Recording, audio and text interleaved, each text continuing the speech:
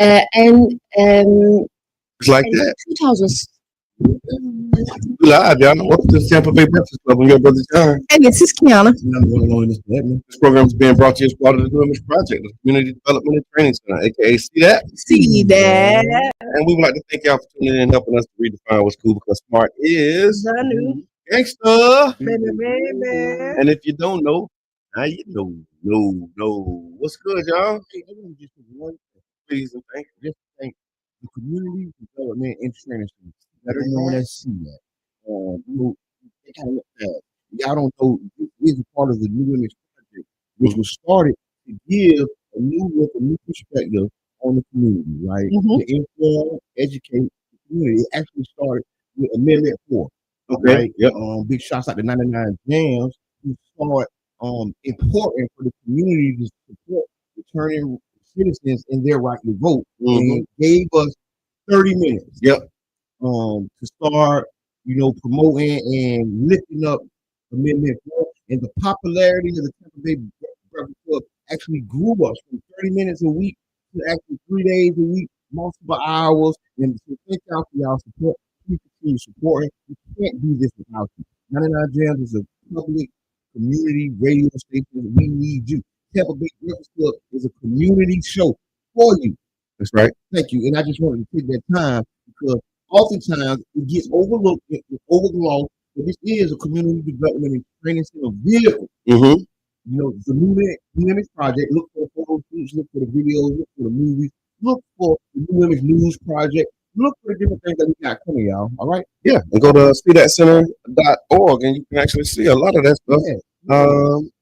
What it's already happened. EDAT Center.org. Right on. Well, thank you for that. I appreciate that. Shout out, man.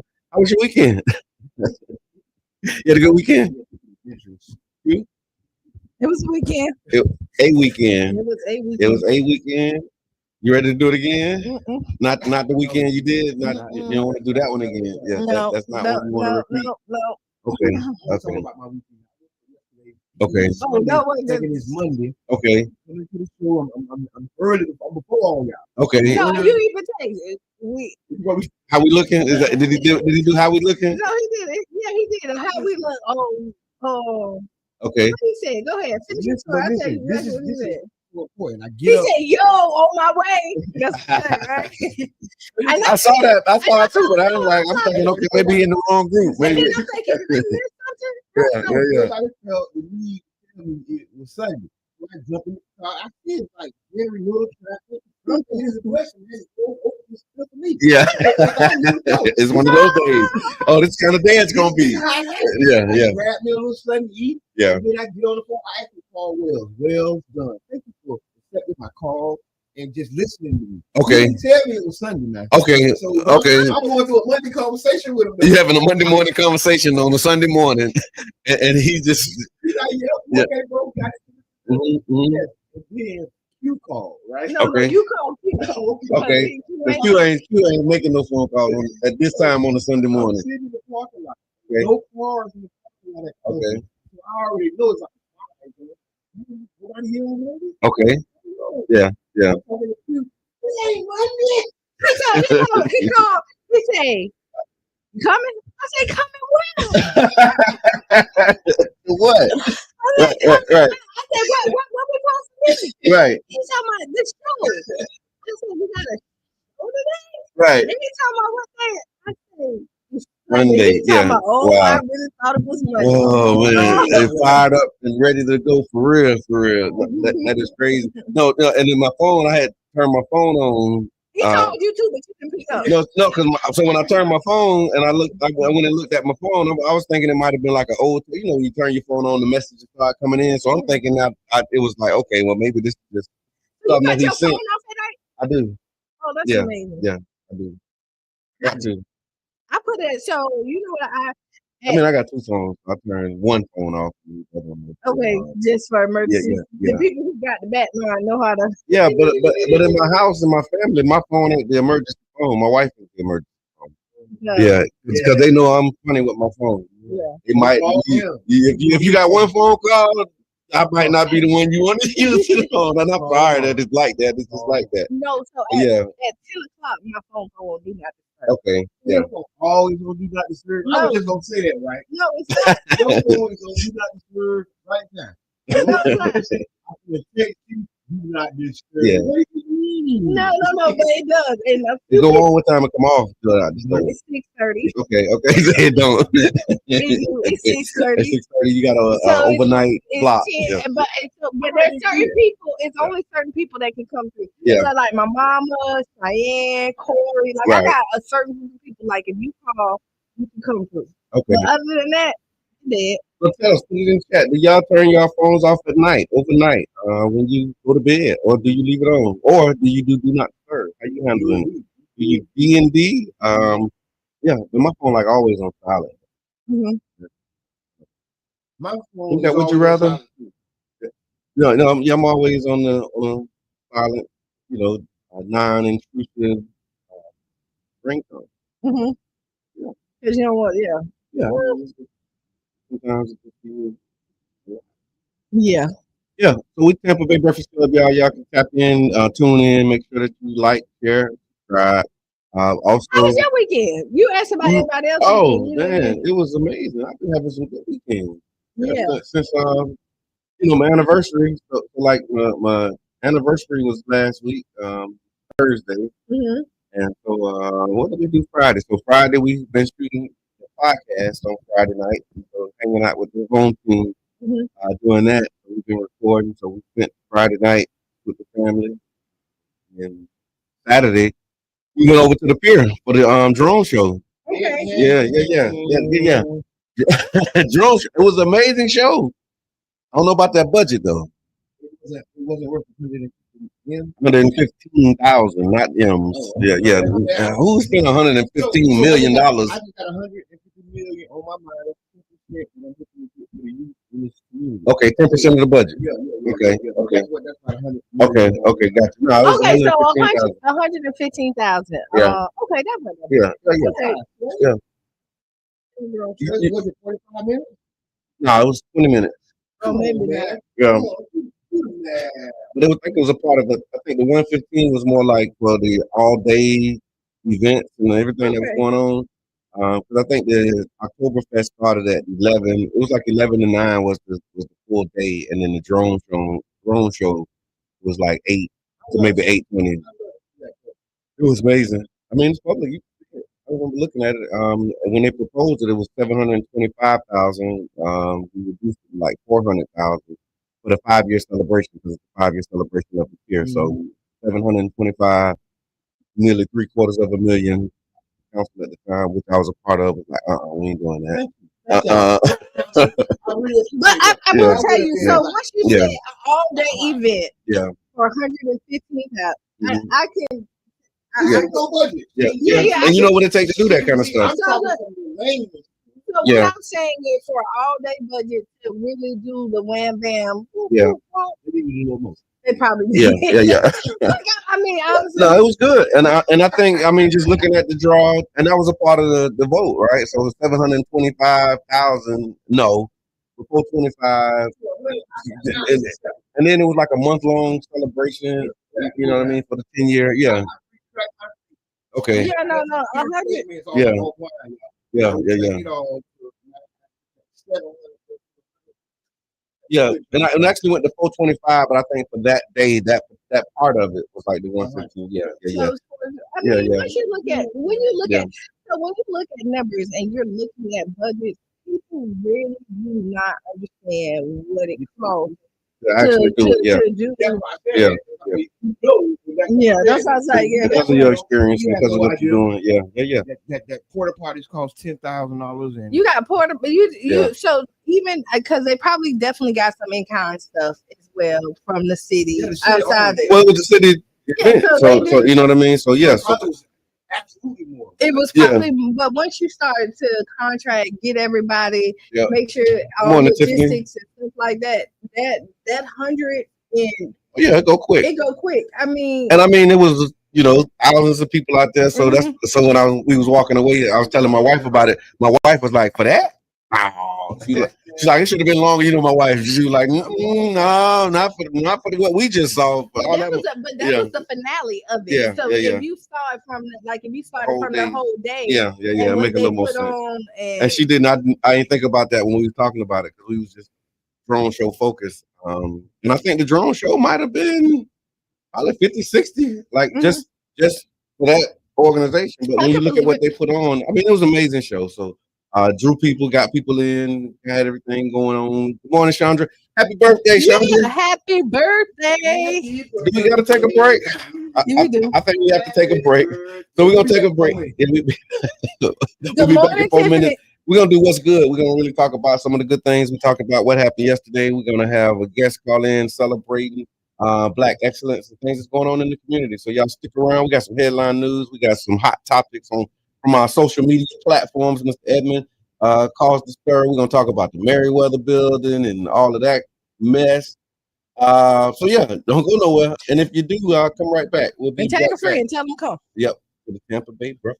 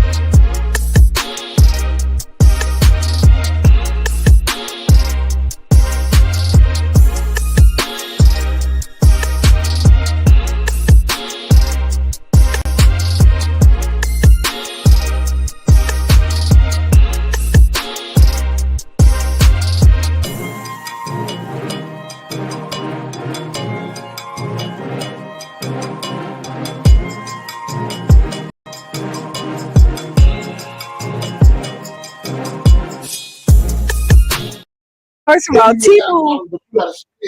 You get $1,000 on Timu. You know, Timu, they'll give you roll, and they be like 100% off. I think we back. Look, we on. So y'all was just a part of that on the break conversation, and Mr. Edmond just got $1,000 from Timu, but he got to spend 10 and get it. So, have you used your Timu?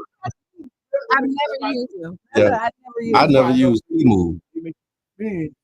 Yeah, I never used Timu. But welcome back to the Tampa Bay Breakfast Club. I'm your brother John. This is Kiana.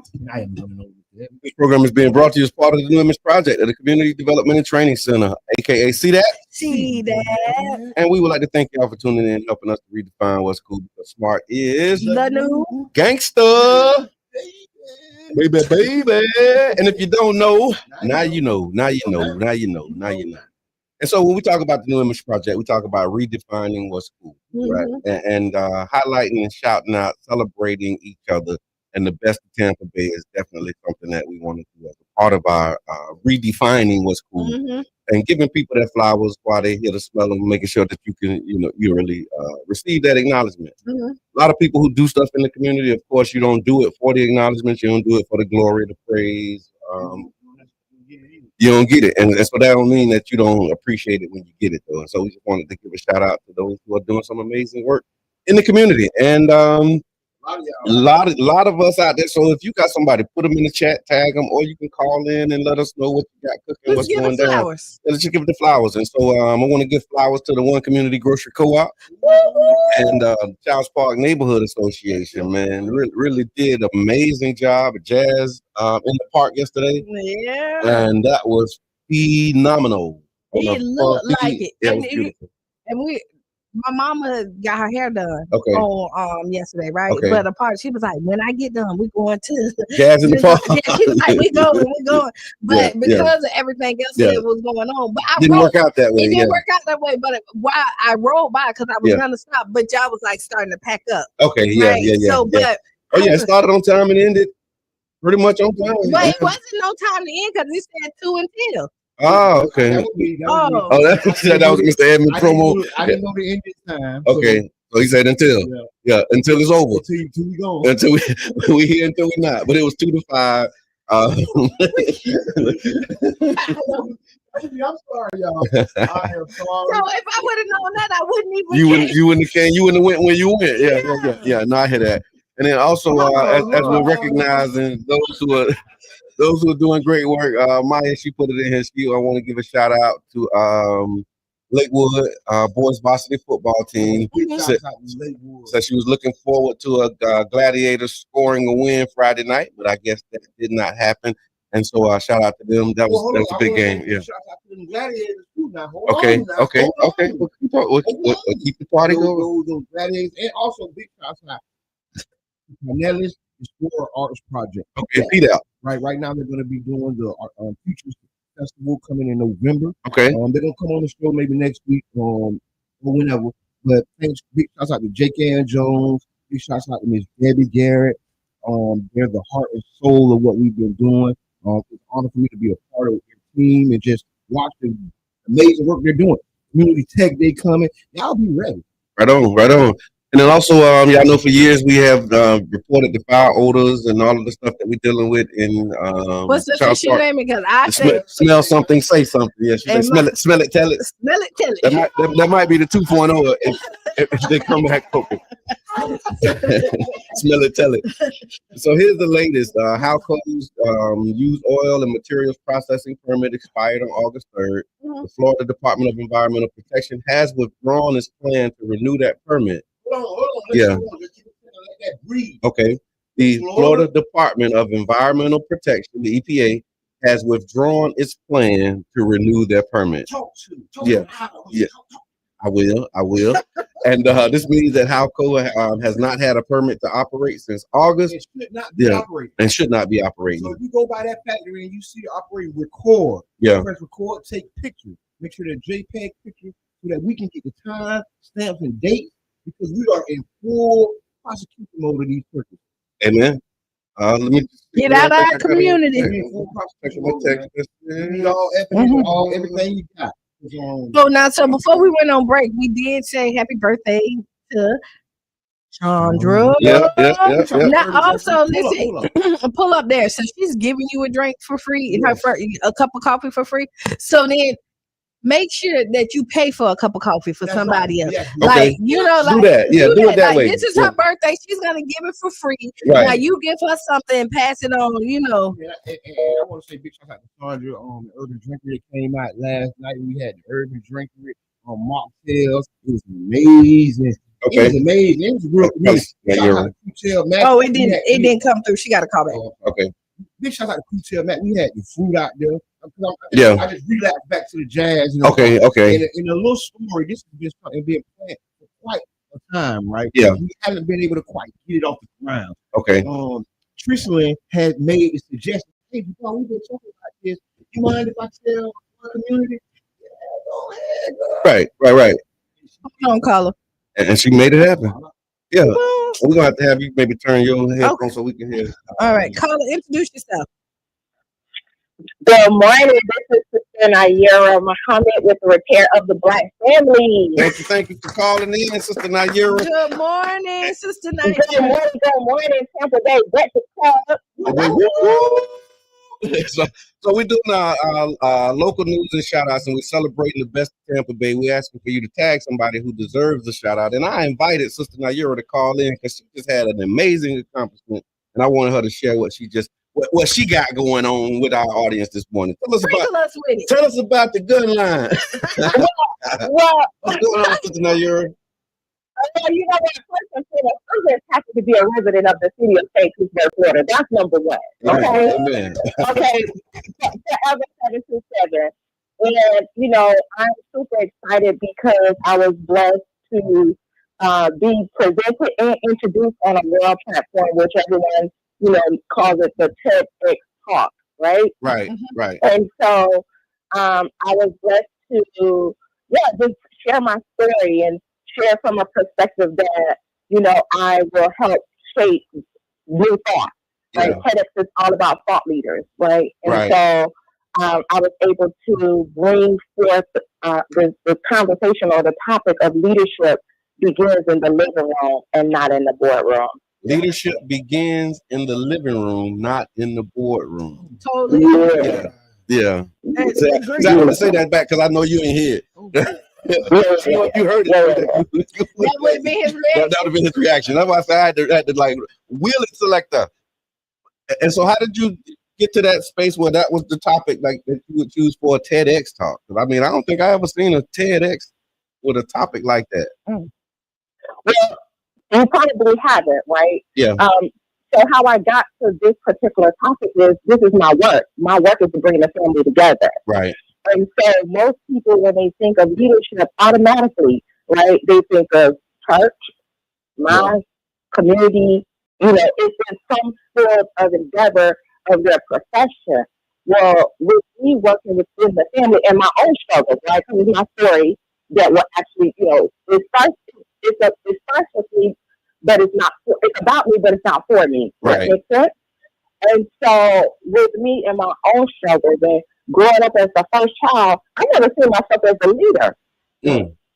Yeah. Right? I just thought I was the firstborn. Right. Okay, so with that comes natural responsibilities. But as I've grown and as I'm working with different families from all walks of life, right, leadership really begins in the living room. It begins at home. Everything starts at home and then spread abroad. But it's about defining what that leadership looks like for you. So how we got to the tennis stage is I just kept it real. I'm telling my story and I'm being able to show how my story is pretty much a blueprint for every household if we can look at it and see the core values of it. I love that. So how can people watch it? Where can we see the TED Talk? Yeah, absolutely. I'm so super excited because it's going to be a live event in the city of St. Petersburg at Urban Drinkery on this coming Tuesday at 7 o'clock p.m. In addition to that, you can host. Yay! Come on. So when you say this, do you say Tuesday? This Tuesday, tomorrow. Tomorrow, yeah. Tomorrow. Yeah. Yes, and that's going to be a community conversation. We'll watch the product, and then from there, the ideal thing is to develop community conversations around family and the leadership. well in the family, especially with the holidays coming. For those of you Absolutely. that absolutely cannot make it out, you can host your own watch party. It's going to actually release on the and the TEDx talk on YouTube Live. So I can send that to you all, or just type it in. You can type in how leadership begins in the living room and not in the boardroom. And as you watch it, I'm going to ask that everybody like it, make comments so that we can stay in the algorithm and get this message out on a global stage. Thank you so much. I appreciate that, Sister Naira. Thank you for calling.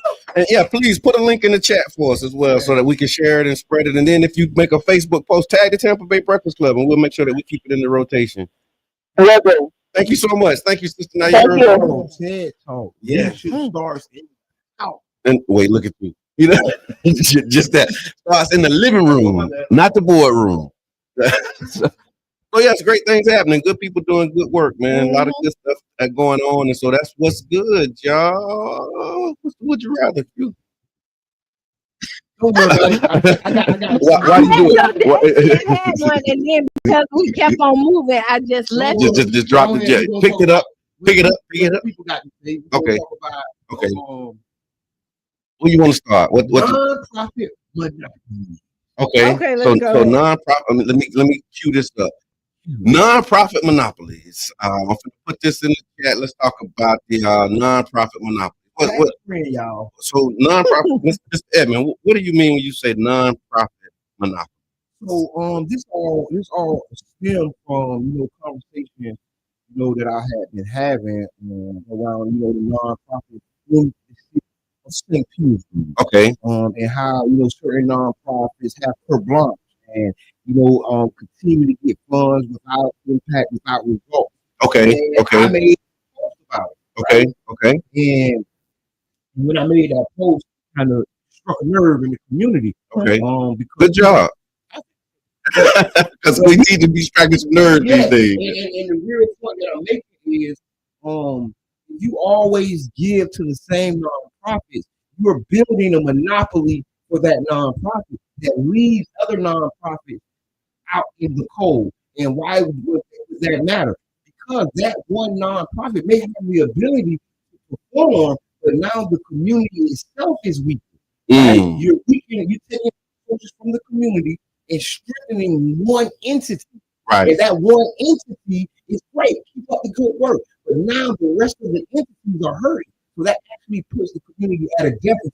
So now that great job that one nonprofit is doing actually is hurting. Right? So it has transformed from being helpful to hurt. Yeah. Right. And then if you don't monitor it and you don't keep a good eye on it, you'll have a bunch of weak nonprofits, weak community groups, and one too big juggernauts. And they're under-resourced, right? Because what happens is the big ones who consistently get it, they have the operating dollars, they have the budget, they have the resources to do those things. And then you have smaller nonprofits that are doing great work, but they don't get the resources. Yeah, they don't get those resources. And so when I looked at your post, the conversation it sparked a large conversation about how city and county grant dollars are distributed, whether it's the same big ones that keep getting the lion's share or whether smallers are left fighting for the scrap. Many folks agree the system is uneven. This is kind of the comment, right? The big dog, large, well-connected nonprofits with professional grant writers win most of the funding year after year. Meanwhile, smaller community-based groups are often the ones that are closest to the problem. They get overlooked because they lack staff, grant writing experience, or cash flow to front the expenses into a reimbursement. That's another thing that I'm finding with smaller nonprofits. Because once you do the work, you got to do the work up front and then wait for these, particularly like city and county grants, to reimburse you and stuff. You delivering a program that costs you $20,000 a month, you got to have 20, maybe even 40, 50, 60,000 because they don't pay you like every month on the first of the month. Like they have these cycles that it might be, it's monthly, but it may be 45 days or like a net 45 or a net 60 where they have, time to find it definitely has to be a balance. Like it's definitely lopsided. But what I do find is like a lot of the small nonprofits, most people who start a nonprofit is like with passion. Yeah. right? Yeah. And they start to do the work and it sounds good to get a nonprofit. And when you get it, they're not knowledgeable about all the things that they need to have with it to make it 100% legit. Yeah. So, which then disqualify them to even apply for these grants because their business is not small. Or so, what I will say, even though it's not fair, first thing you do when you gotta get with somebody who's gonna make sure your business isn't fair. Like that's the most important thing when you're looking at because a nonprofit business is a business, absolutely. And a lot of times it starts with passion, and so you're already doing the work. Like you're out here doing the work, but then on the flip side, you don't know that you need a grant writer. You don't know that like a lot of nonprofits that pride themselves being self-funded, not getting money from these traditional sources. And I agree with that, but those weren't the nonprofits. I'm not talking about gray area nonprofits.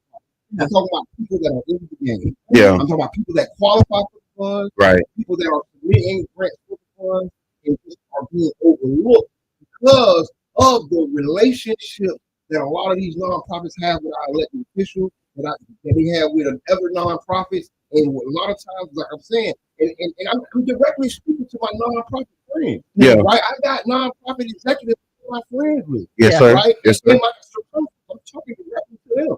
You have to find a way to issue those funds and those resources in a way that strengthens the community and not just one monopoly. Right. We all know what monopoly means. Yeah. That means one person has the board.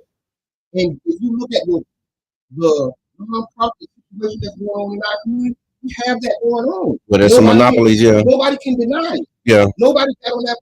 What you talking about? You ain't no monopolies around here. Right. You know what it is? Yeah. Yes, it is. It's very firm around here. When they put them big dollar grants out, you know, yeah. And I say their names, I ain't gonna do y'all like that. Yeah, but it's gonna be 50 and 60 that apply, but you know for sure it's and even if all of the three don't get it, you know, at least one of the three gonna always be in the list of people who always receive these big. So like, you will never not see a few of these names in some of these big. So I'm channeling my Mr. Edmond. Okay, there you go. And you know what that means. Okay, it's about to get real. No, I'm on the other side. No. Okay. Contrary, you gonna flip the pancake. I'm gonna flip the pancake. Yeah. We know that it's already unfair, right? Like so, when you already know what's against you, then now you need to strategize so it's not. You got to get out there. Unfortunately, we want to think that is what you know and not who you know, but it's the other way around. It's who you know. Thank you for saying that. It's right here in the chat. It's not what you know, it is who you know. Real ones know media, right? No, that's it. Live and direct, right? That's true. Like you look at it. I mean, I deal with a lot of people who got like big names, like got positions, and I promise y'all, like some of these people, I be like, what? Yeah. Yeah. Really? That's what I did. But the game is about networking. Yeah. Right? You gotta have, when you walk in the room, people need to know who you are.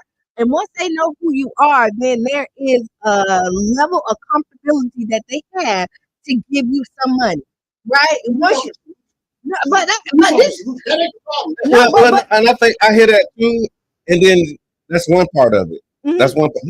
Then there's another piece of it where I think we benefited from it. They didn't know us; they just knew the impact.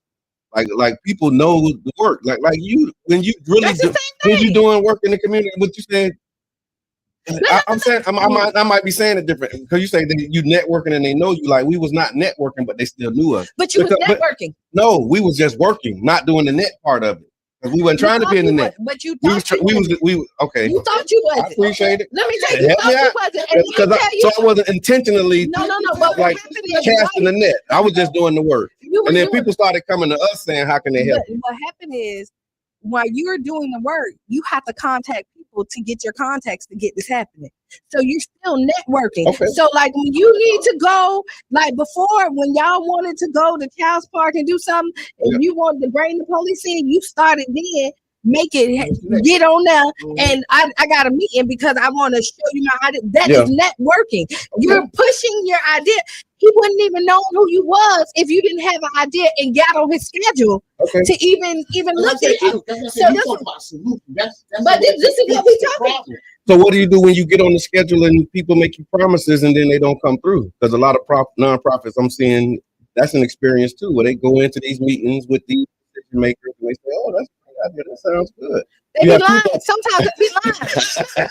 Like, let's call it Wednesday. They be lying. Like, sometimes, and I'm gonna tell you, every idea ain't a good idea. But no, every idea.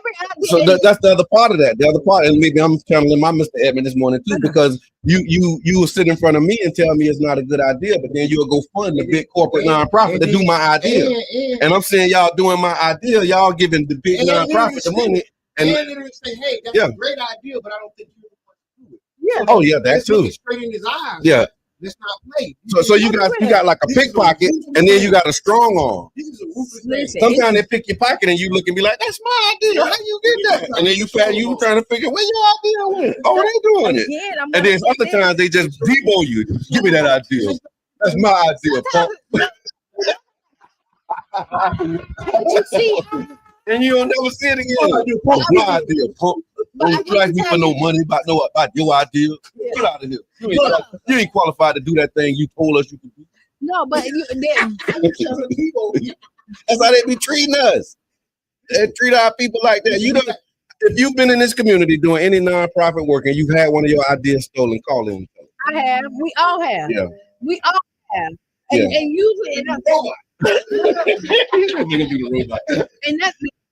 a part of the game, and then that goes to the strategy. Is when you go, it is a part of the game, but this is when it comes with strategy. And on top of that, you only when you go on these meetings, you get so excited because you know it's so good. You get everything. Yeah, you think that this is the good side, right? But no. These are the trustworthy people. That a nonprofit is still a business. The business world is still sharp.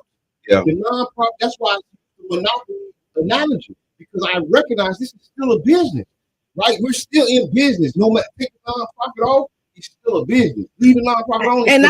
And what I would tell you when you walk into those meetings, give them enough that they're excited, but enough that they can still protect it. You really do. So, like, if you're in the music business and you send the beat over, they only give you a sample, right? Just to see if you want to purchase it and all that other stuff before you give them enough to get them excited to get that check. And then you need to have, and I'm telling you, a lot of times when you're handling business with business people, we come in there not business like. If they have lawyers that look at stuff, you need to have a lawyer.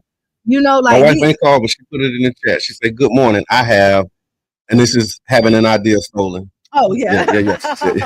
And so with that post, the post actually ended with some not ended, but it was recommendations in there. And some of those recommendations included diversifying funding boards. So give more everyday residents and community advocates spaces on these boards. Taking the time to be on those boards. Yeah. I signed up for a board yesterday because of this post. Big shout out to Mr. Reese. She had put it in the air, and I signed up for a board because, like, hey, I can't be complaining about. About us not being on these boards. Okay, here's a board opportunities. Let's see if you can get on there and recommend some of your people or help some of your people. Amen.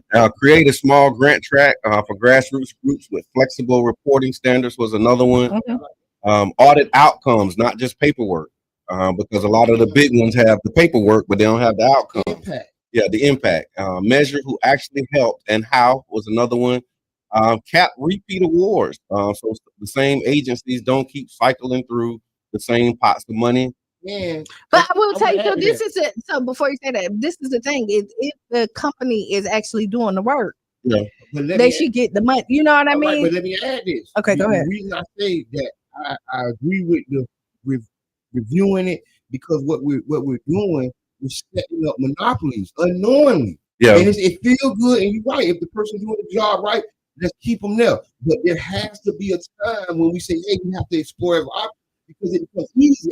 It's my job to find the grant. It's easy because I already know you now. Yeah. So now guess what? For the next 5-10 years, I'm not even doing my job. I already got the grant person. Yeah, I already know who I already got it. Yeah. So I ain't finding no new people to work with, so we're not actually strengthening the community. It comes a time where it's actually going to start hurting the community. Yeah. Because what you're doing, you're compiling all the resources into one corner, right? And when it's pushed in that corner, the rest of the room is empty. Yeah. And then now, okay, God forbid that wider business or something.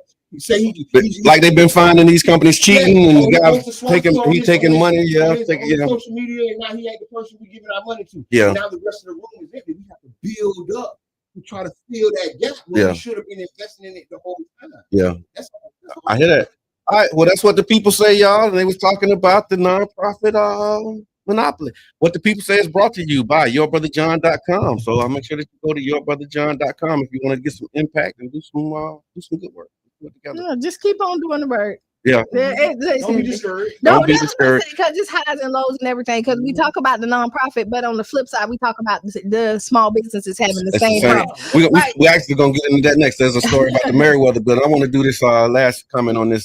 Sister Ernestine, she said it too. Stop looking for someone to do something for you that you could do for yourself. Do the research. And I also want to give a shout out to Amina's because the food was amazing at Jazz in the Park.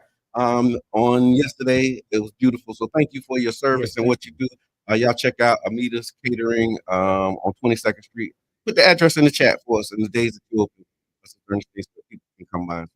Nice. Thank you. There was also Rodney put something in there. An article around the Meriwether building. Yeah. People don't know the Meriwether building is now a lot that's being used for parking. I think they do parking for the catalyst over there now, right? I park there for Lorraine's, anything. It's a parking space. Yeah. All right, so we want to get into it. The city just signed off on a deal to let a developer build 54 affordable housing units and some retail space on the lots right in the heart of the historic Deuces. Here's kind of what we get. The lease, the city is giving the land. These are the responses that we got when we talk about what the people say. So y'all probably saw the post. We highlighted some of the facts, and now we're going to talk about what the people say.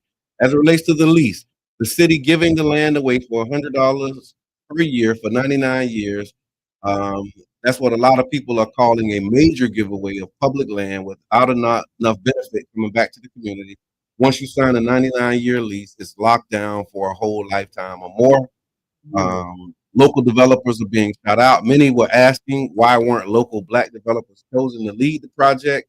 People like Mr. Brayboy, Freddie Simmons, and others who have been trying to build on the for years.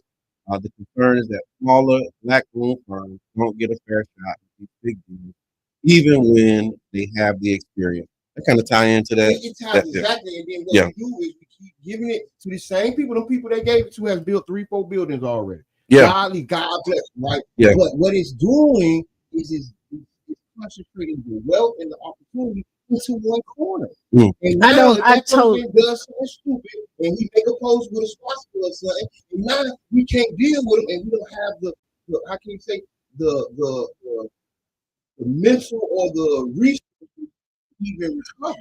It's so sad when you think about it, is because, again, a lot of people do not have an investment in our community when they come in. They only see dollars, right? And to be able to get a lot, because it's a nice size lot, for $100 a year, right? Right. That and then let's kind of like do this.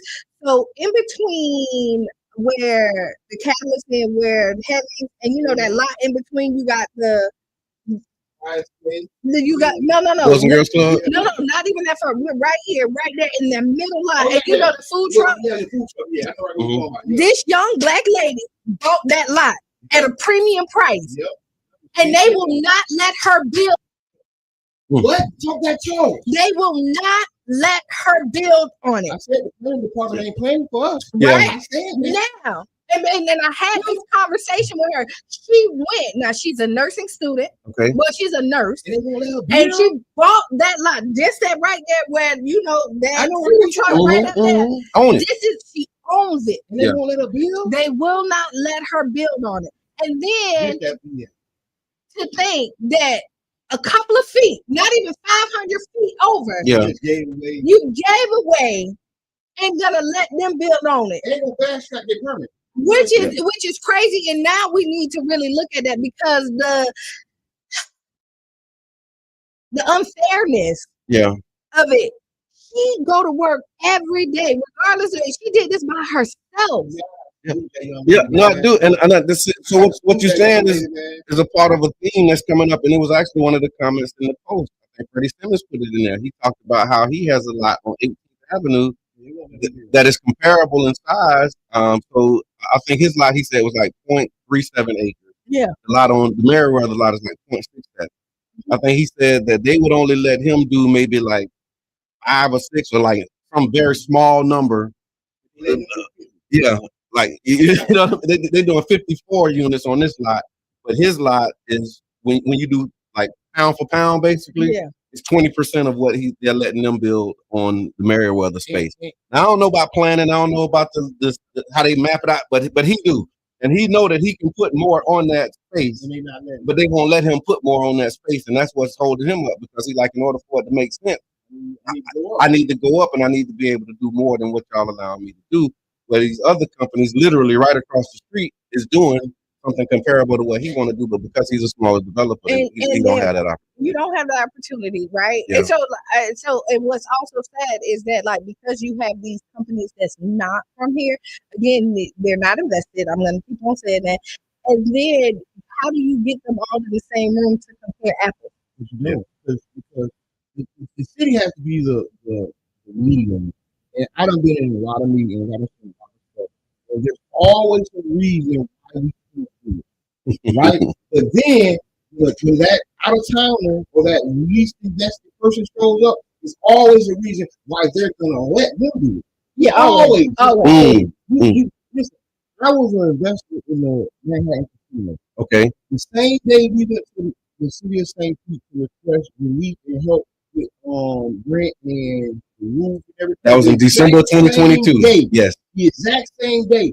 The richest people in town, the Rays, was in the office asking for help with the Rays and the Rowdies and Bill. They were in there at the same time. Yeah. They gave them $170,000 and they up there for $200,000.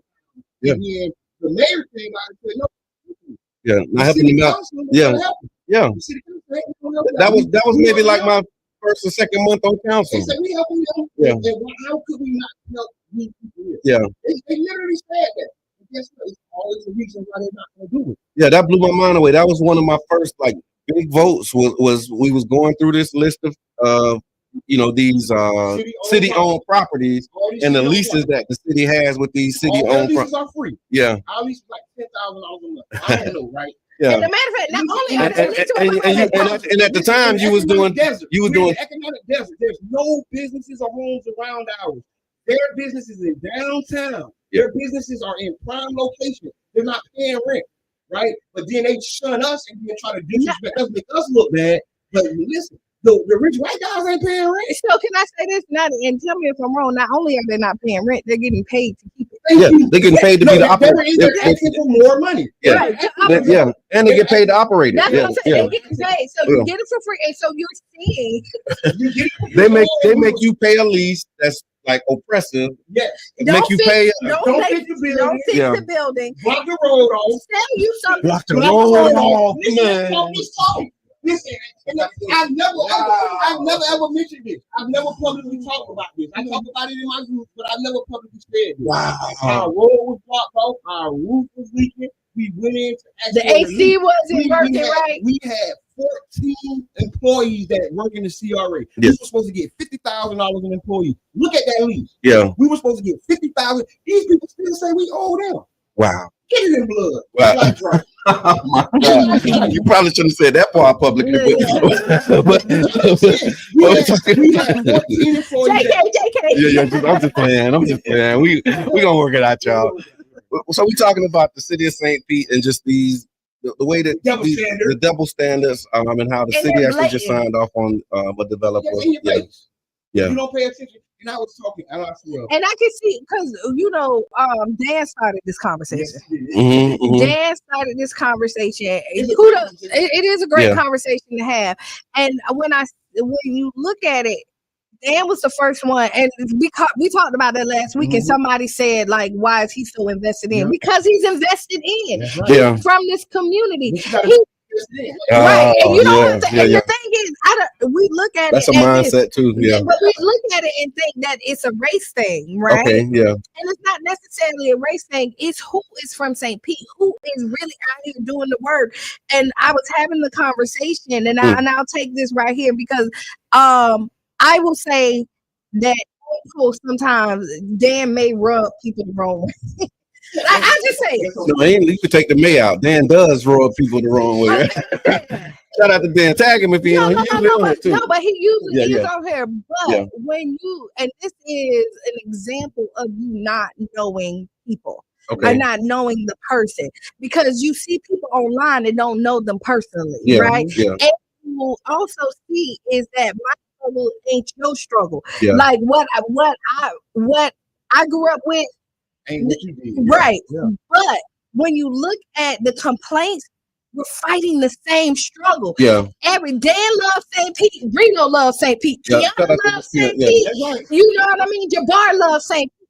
And you know, like they're both fighting for It's the same thing. it's the same thing, but in different avenues. And Yeah. when you look at it, I know for a fact that Dan has invested in a lot of people, a lot of different ideas that that other people wouldn't even give you a second look at.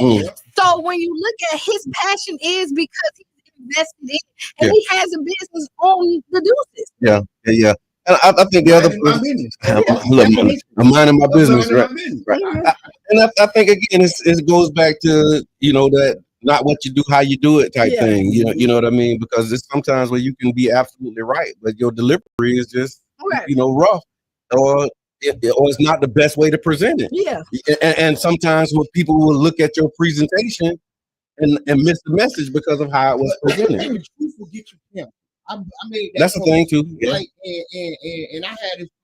I don't have the The truth will get you print. I don't got the best delivery. We don't have. You're right. We don't have a conversation, but you can go back. You came back and be like, yeah. I'm just, you know what I'm saying? Passion will get you somewhere. Like no, he said it right the first time. The truth. The truth. Everybody can't really handle that. Yeah. Right? They will jump you. Yeah, especially people who benefit from the lie that's being told. Exactly. You come in and now you telling the truth. They don't want to hear that. Yeah. Who you think you is? That's the first thing. Yeah. They first thing they try to discredit character. Yeah. Who do you think you are? That's the first thing. That's true. And when I see people trying to discredit other people's character, I kind of ignore them. Yeah, I do that too. I kind of shut it off because you got to give me some. You can't just say, "Oh." But you know what, Mr. Edmond, that happened when the argument that you're making. It's too good. Yeah. The person attack. Yeah, like I can't attack your argument, so I'll attack you. Yep. As an individual. Yeah. Because the argument, I can't do nothing with. The point you're making is the point you're making. But why you? But you shouldn't be the one that's actually making that, right? Listen, we ain't perfect, but we perfect for this. Right. That's why we're here. That's why we're talking about it. We're talking about what really is impacting our community. Because a lot of times we'll fight about somebody stepping on our shoes, but they still in our house. Yeah, we ain't at City Hall, and I got that for Dan. Yeah, yeah. Right? We will fight somebody by stepping on our shoes. And go home, and the city has stole our home. Yeah, we're not at City Hall. We're not mad about it. And we're not mad about it. We're mad about it. But we're not doing action steps because we don't know what steps it is. Like I know how to handle somebody stepping on my shoe. I don't know how to deal with somebody who just took 10 acres from me. Yeah. That's a skill set. That's a level of interaction that I'm not prepared for. Like I'm not like okay, like you stepping on my shoes. I know exactly how I'm handling it. But when I come home and you done took my house, I don't know who to call. I don't know where to go, what to do, because now you're dealing with systemic issues that have systemically been against us, and now I gotta walk. Me and you one-on-one with my shoes. I can handle that. Going against this whole system that's been putting interstates through our communities, taking our property, redlining our stuff, and now they using code. That's a lot for people to process. So if me going out here holding up a sign saying, "Look, just don't disrespect us. We don't want that." Yeah, like that's something that I can immediately do. Yeah, because a lot of times you get overwhelmed with all of this stuff, and so but now you're gonna demonize the person for doing what they can do and not knowing what they don't know to be able to handle what they want to handle. That's exactly what we got to do. But it takes I will tell you, there's a different kind of confidence to take on the city. Yeah. You gotta be a little crazy. To even think that you can. Right. It goes back to you can. But the idea that you can has been squashed for so long where you feel like, ain't that well, this is how it is. They're gonna do what they want to do anyway. Now they took your house, they took your neighbor's house, but they just gonna do what they want. At some point you gotta say no. We're not gonna let them do that. Now we gotta figure out how to not let them do that. Okay, it goes back to years are made in the living room. And not in the bedroom. This is not Europe. We should have asked Kiana if you want to do that. That's good. That's what we come to do, y'all. We're here to inform and entertain as well as inspire action. So make sure that y'all tap in, tune in, and do the things that need to be done. Do the thing. All right, so here's the question, and the Ask Kiana question is brought to you by One Community Co-op, OCGC.coop. I'm trying not to catch feelings, but I already did. that's the topic. I'm trying not to catch feelings, but I think I already did. Again, to learn more about the co-op, you can go to OCGC.coop. Kiana, I need help. What started off as something casual has gotten way more complicated. I was just supposed to be the fun, the escape. The one she calls when she's bored or needs a break from her situation. No strings, no pressure. But now, we talk every day. She shares stuff with me that she says she can't tell. She can't tell her man. She says, I understand her better. I listen, I show up. And now I'm sitting here wondering how I become emotionally invested in something that I was supposed to be just vibes and no feelings. The worst part, I think she's still in love with him. She is. But I'm falling for her.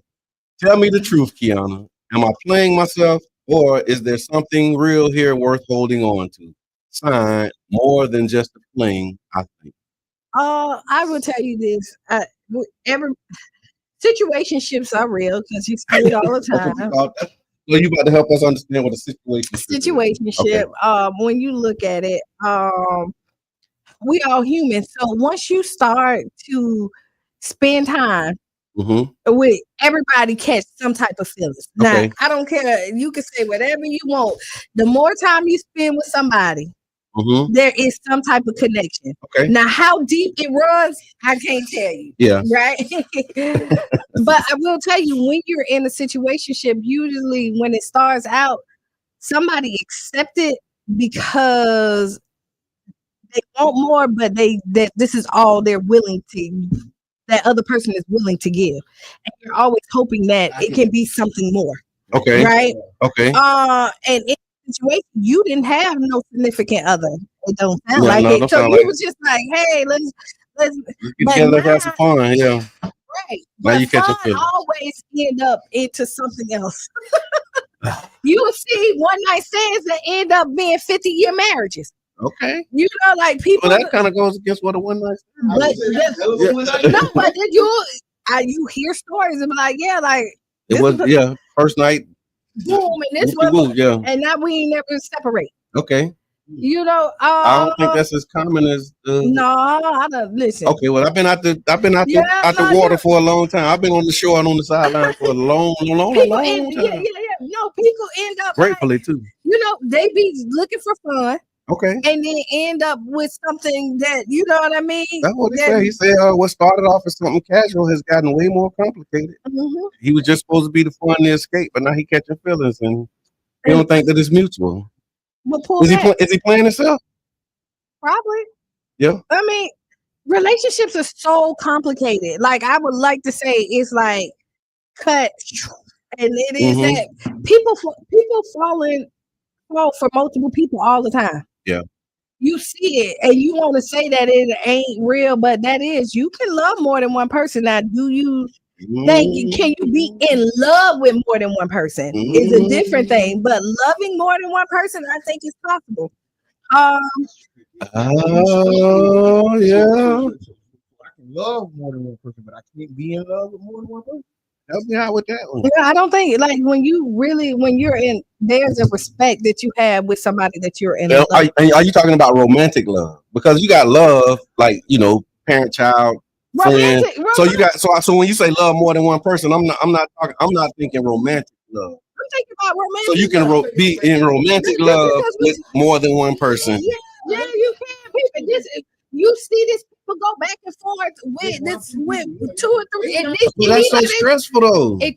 For you. Okay, some people they love that for you. That is just too You much know what? work. It may be, but you want me to tell you who said it? But not that. I'd rather do that than try and. We watched Love and Hip Hop, right? And remember when Peter Gunn was on there?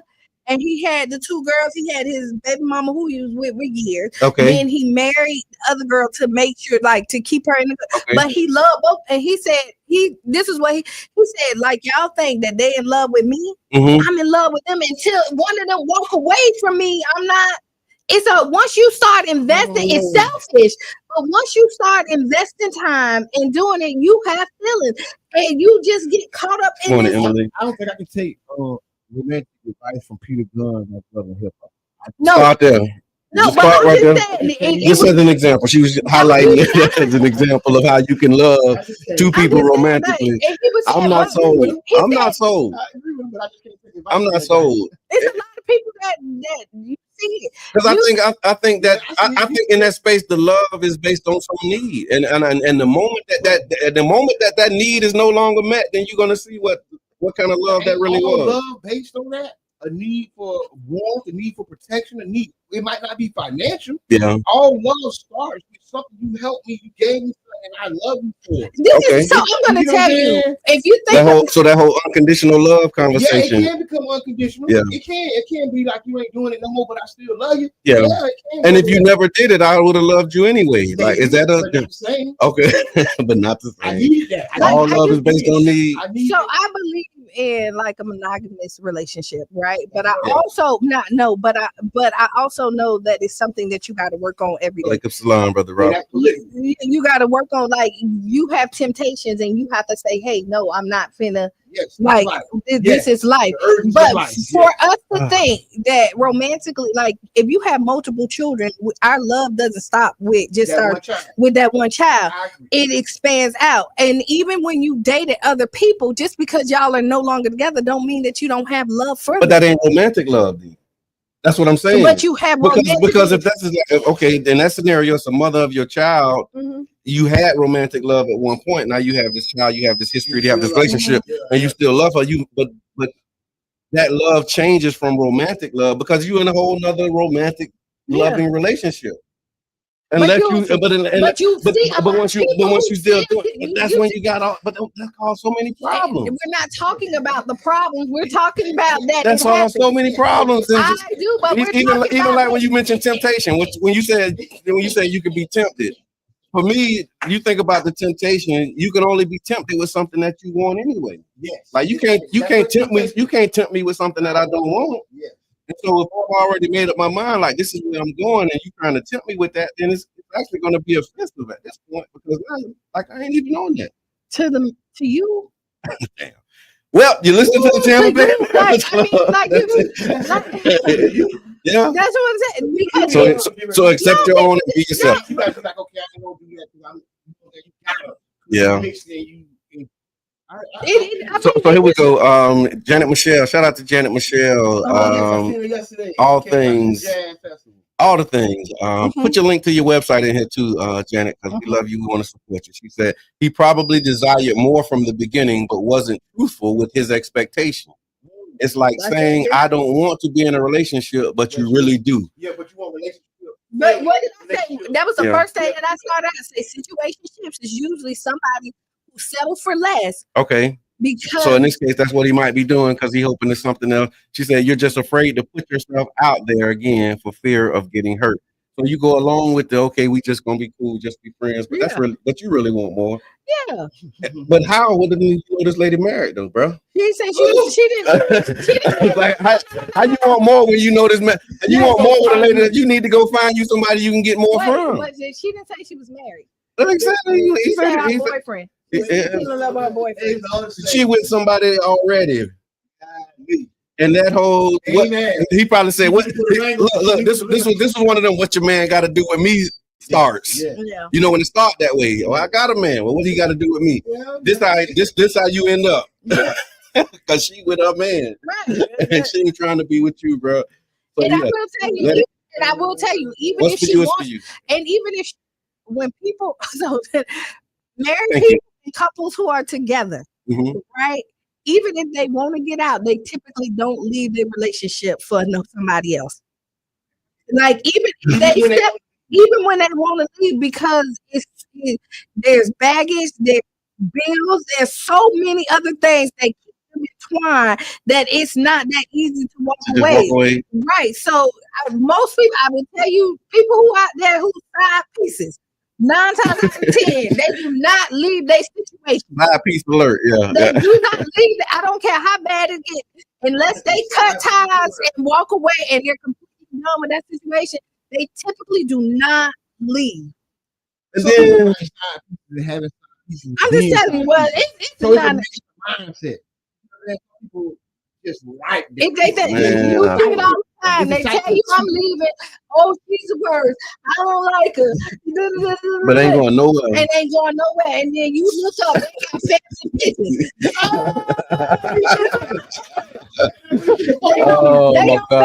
They on their way to the photo shoot. On the phone with you, but I don't like them. I can't stand them. But then get to the photo shoot. Jeez. They all 25 years married to this. I went and she had ups and downs, but I wouldn't choose nobody else. I haven't seen them. Is that what that means? Is that what that means? Wow. Bro. My brother, if you out there, you listening, I hope that was helpful. Hope you can find something in that to make a decision. Yeah, you gotta find something. You got to find it. You got to dig to find it. It was everywhere, but it is there. And we want to thank again One Community Grocery Store for their sponsoring of that segment. It's been real, y'all. It's a great program, and we'll be back. We'll be back on Wednesday. Yes, tune in, share, follow. Yeah. So every Monday, Wednesday, and Friday, 7:30 to 9, right here. Make sure to tag a friend, tell a friend. Y'all can call in also, share your thoughts, let us know what's on your mind. Up next, we got Sister Hughes. There you go. This has been the Tampa Bay Breakfast Club. I'm your brother John. This is Kiana. And I'm going on with that, man. Out.